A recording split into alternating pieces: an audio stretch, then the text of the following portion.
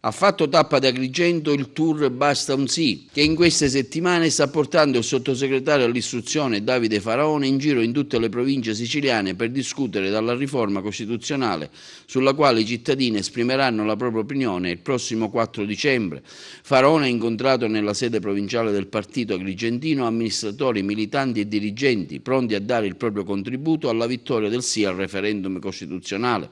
Ampio il dibattito che si è aperto sulle tematiche del referendum, articolato nei suoi vari aspetti. La vittoria del sì il 4 dicembre, ha detto Faraone, è prioritaria rispetto a tutti gli altri temi in agenda politica in questo momento. Questa è una sfida per l'Italia. Se dovesse prevalere il no si tornerebbe indietro di tanti anni. Il sì è innovazione, è cambiamento, è adeguamento delle istituzioni a una società che è cambiata, con la necessità di tagliare i costi della politica e di accelerare i tempi delle istituzioni, che molto spesso per fare leggi perdono troppo tempo e quando le fanno sono già vecchie. Per cui il sì è una vittoria per l'Italia e noi abbiamo il dovere di informare i cittadini nel merito e chiedergli di votare sì per cambiare. Ecco, perché votare sì? Un motivo in più sugli altri? Intanto aboliamo finalmente il bicameralismo perfetto, l'idea che una legge si debba fare su due Camere e quindi perdere tempo e fare una legge già vecchia al momento in cui è stata approvata è un'idea perversa e vecchia. Poi tagliamo il numero di parlamentari. In questo Paese abbiamo più parlamentari che negli Stati Uniti d'America, che hanno una popolazione molto più ampia.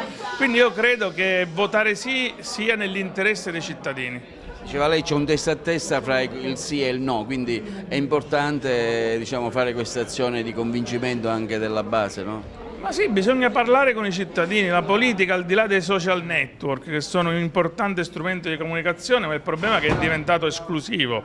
La politica ha bisogno invece di cominciare a ridiscutere di nuovo con i cittadini, incontrarli e se noi parliamo del merito di questa riforma non c'è partita.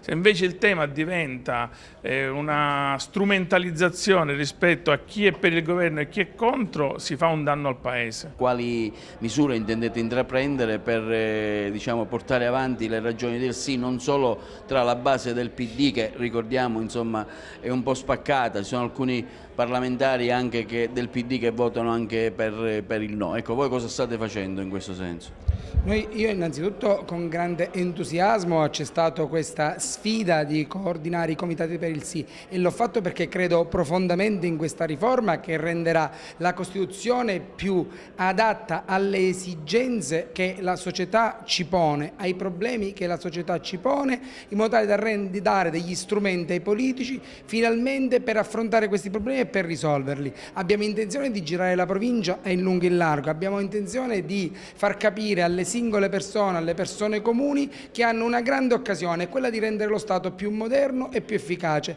e non possiamo lasciarci perdere questa occasione.